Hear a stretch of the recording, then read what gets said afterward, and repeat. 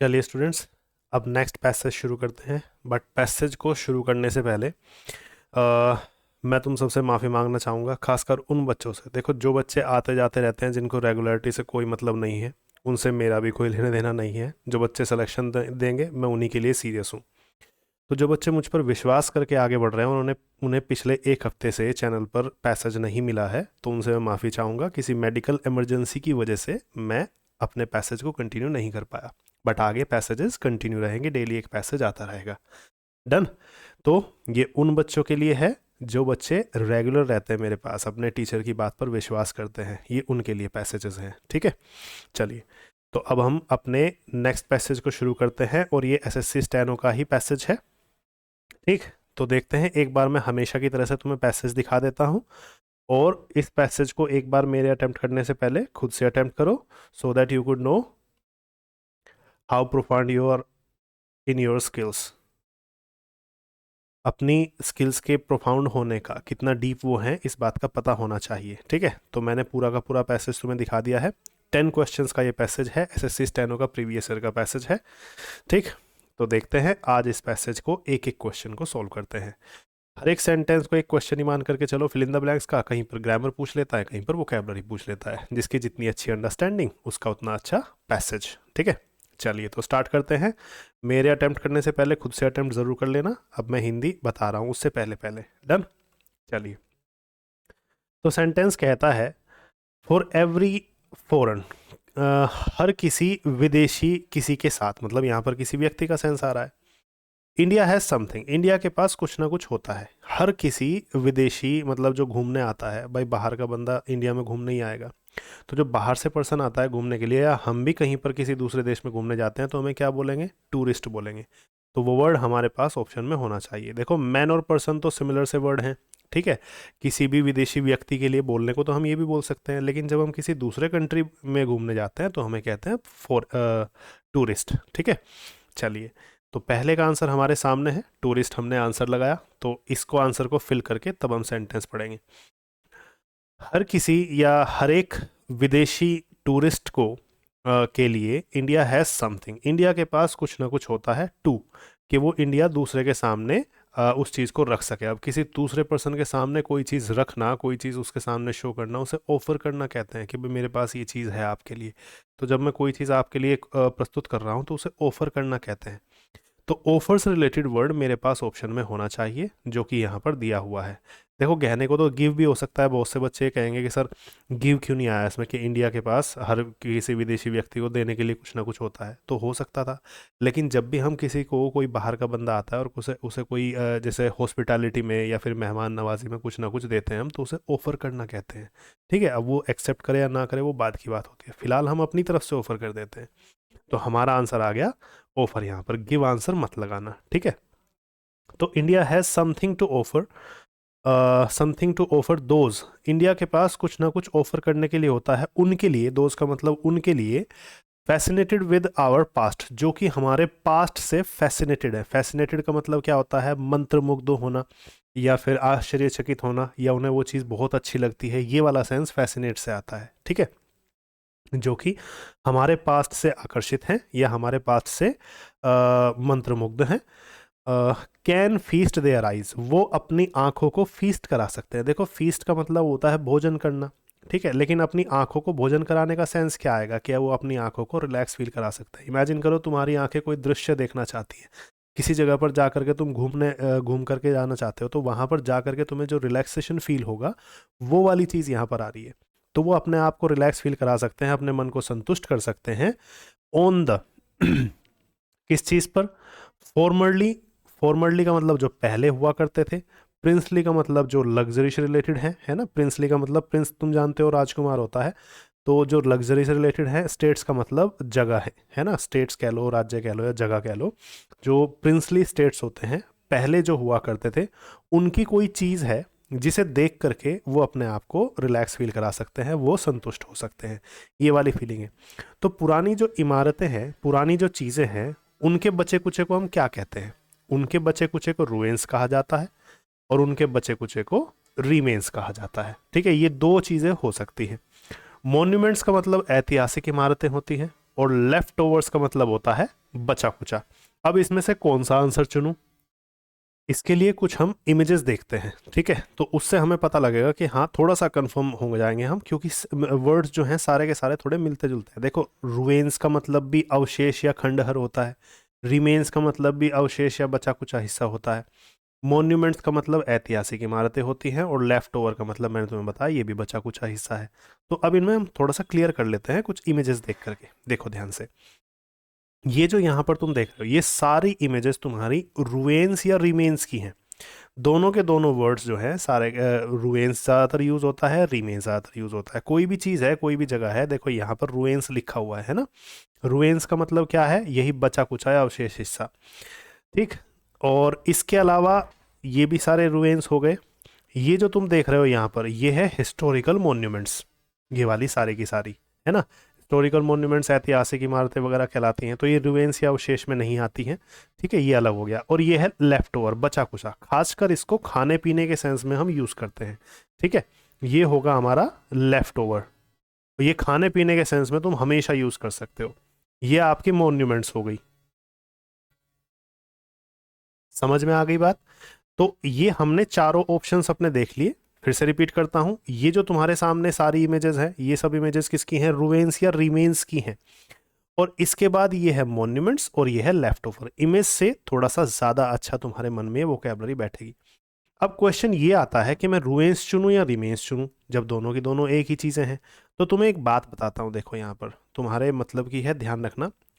जब कोई पुरानी चीज होती है, उसके अवशेष रह जाते हैं, उसके खंडहर हो जाते हैं, तो उन्हें हम मोस्टली रुएंस ही कहते हैं। अवशेष या खंडहर इसका मीनिंग होता है। रिमेन्स हमें यहाँ पर आंसर दिया गया है, आंसर की जो इसकी है उसमें हमें आंसर दिया गया है। हम यहाँ पर क्यों रिमेन्स लगा रहे हैं, क्योंकि हम उसको प्रिजर्व रखे हुए हैं, हम उसको ठीक भी करते हैं, मतलब उन्हें रिपेयर करते रहते हैं टाइम टाइम पर। तो इसलिए हमें यहाँ पर क्या करना है, आपको 68 क्वेश्चन में रिमेन्स ऑप्शन चुनना है। रुएंस तो ठीक है, जो बचा कुचा हिस्सा है वो ठीक है, लेकिन रिमेन्स में हम क्या करते हैं क्योंकि प्रिंसली स्टेट्स है, प्रिंसली स्टेट्स का बचा कुचा हिस्सा ही है, अवशेष ही है, ये भी थोड़ा सा हम इसको मेंटेन भी करके रखते हैं। अच्छा रुएंस हमें क्यों नहीं चुनना है, इस बारे में थोड़ा सा ध्यान दो। रुएंस का मतलब कहने को ये अवशेष है, लेकिन ये एक्चुअल में थोड़ा बर्बादी का सेंस देता है, जैसे कोई चीज़ बर्बाद हो गई। ये क्या होती हैं, ये टाइम के साथ साथ डिग्रेड हुए हैं, डीके हुए हैं, है ना। तो इसलिए हम यहाँ पर रिमेन्स ऑप्शन को ज़्यादा प्रेफरेंस दे सकते हैं, ठीक। इसलिए हमने 68 ऑप्शन में रिमेन्स ऑप्शन अपना चुना है। बाकी सब इमेजेस भी मैं तुम्हें दिखा चुका हूँ। आगे बढ़ते हैं। द केयरफुली रिस्टोर्ड, देखो मैं कह रहा था ना थोड़ा सा हम मेंटेन रखते हैं रिमेन्स को, चीज़ों को कई बार। तो द केयरफुली रिस्टोर्ड, जिनको बहुत ही ध्यान से रिस्टोर किया जाता है, किनको, पैलेसेस को, फोर्ट्स को, एंड एंटीक कलेक्शंस को, इनको बहुत ही अच्छे से मेंटेन करके रखा जाता है। अगर मैं रुइन कहूँ तो बिल्कुल ही बर्बाद हो जाने वाली चीज़ का सेंस आता है कि अब वो बेकार पड़ा हुआ है, बस वो खंडर है गया। लेकिन रिमेन्स को हम कई बार क्या करते हैं, थोड़ा सा प्रिजर्व करने की कोशिश भी करते हैं। डन, आगे बढ़ते हैं। नेक्स्ट सेंटेंस है आपका, दोज टेकन इन, वो लोग जो कि taken in by our will find number of, वो लोग जो कि टेकन इन है। अब यहां पर टेकन इन का सेंस आप क्या लेंगे, टेकन इन एक फिक्स फ्रेजल वर्ब होती है जिसके मीनिंग कई सारे हो सकते हैं, लेकिन यहां पर सेंटेंस के अकॉर्डिंग जो मीनिंग यहां पर हमारा लगेगा वो होगा आपका किसी चीज को समझना। थोड़ा ध्यान देना, मैं जब सेंटेंस की हिंदी निकालूंगा, वो जो समझते हैं या जिनको समझाया जाता है, जो ध्यान देते हैं, जिन्होंने ध्यान दिया है किस बात पर, हमारी किसी चीज पर, will find a number of, उन्हें कुछ, देखो a number of fix phrasal verb है जिसका मीनिंग होता है कुछ, ये हम पिछले कुछ पैसेजेस में डिस्कस कर चुके हैं।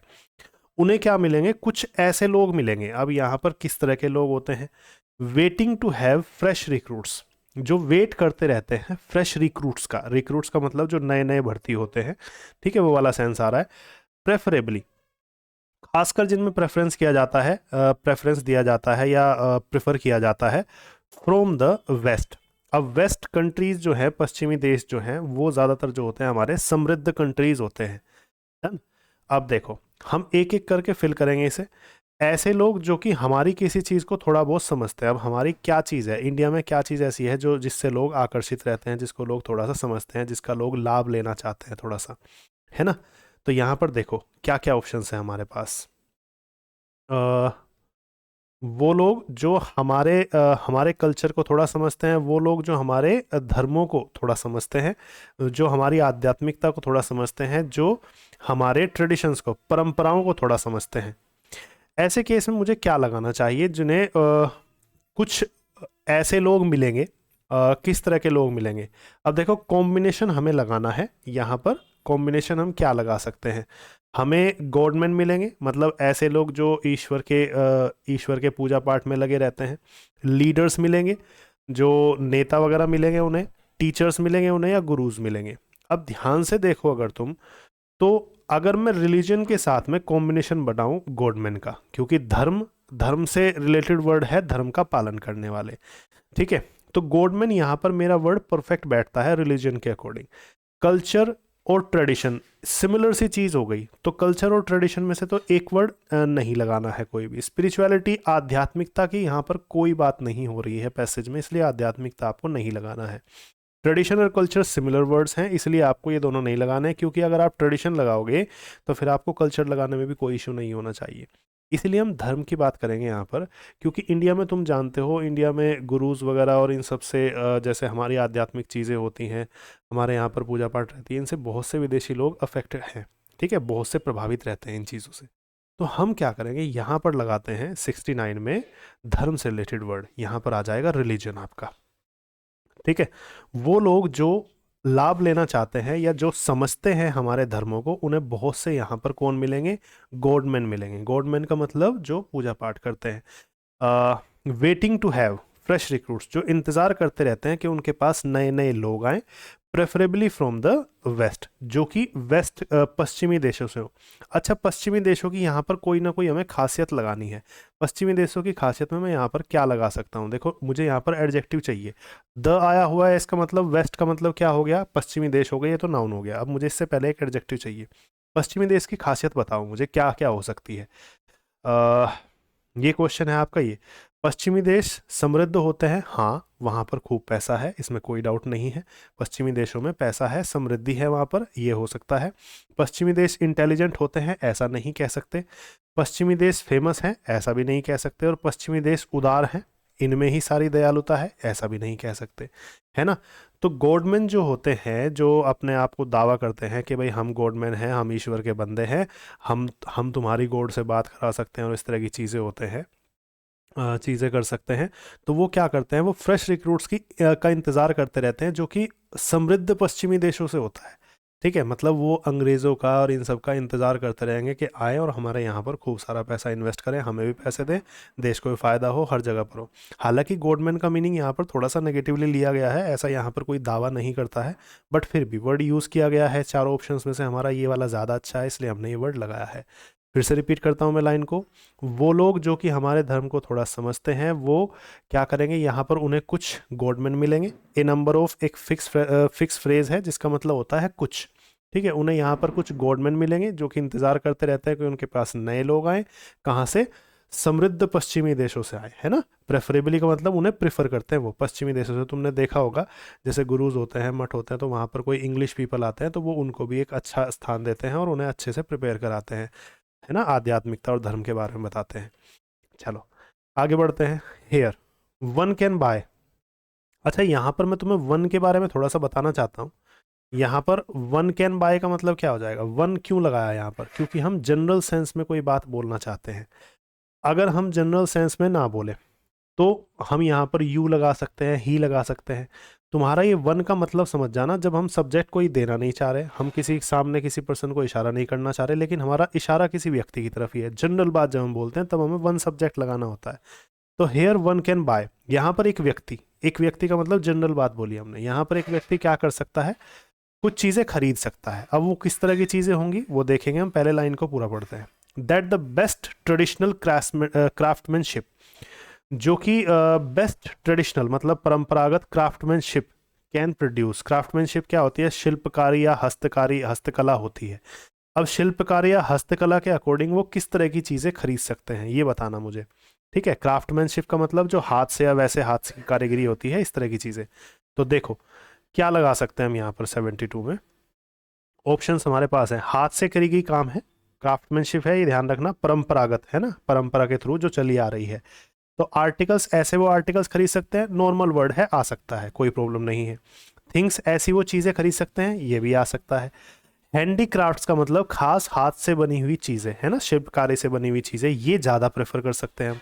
और गिफ्ट का मतलब गिफ्ट खरीद सकते हैं। देखो गिफ्ट जो है खरीदा नहीं जाता, गिफ्ट किसी को दिया जाता है ना, गिफ्ट को बाय नहीं किया जाता है, किसी दूसरे पर्सन के लिए। अपने लिए खरीदा जा रहा है तो फिर उसे गिफ्ट नहीं कहेंगे, अपने लिए तो नॉर्मल थिंग कहेंगे। डन। दूसरे के लिए वो गिफ्ट हो सकता है। तो यहाँ पर हैंडीक्राफ्ट जो वर्ड है ये सबसे ज़्यादा अप्रोप्रिएट वर्ड है। क्यों? क्योंकि क्राफ्टमैनशिप के थ्रू यहाँ पर बोला गया है। फिर से रिपीट करता हूँ लाइन को, here one can buy handicrafts that the best traditional craftsmanship can produce. जो बेस्ट ट्रेडिशनल क्राफ्टमैनशिप्स के थ्रू प्रोड्यूस की जा सकती है, ऐसी चीज़ें वो यहाँ से खरीद सकते हैं। ठीक है। और टू का मतलब भी, यहाँ पर जो नेक्स्ट लाइन है इसमें इसका मतलब भी होगा। ये लोग भी 72 73 में भी लोगों का सेंस आ रहा है, ये लोग भी क्या कर सकते हैं, अपनी पिक ले सकते हैं।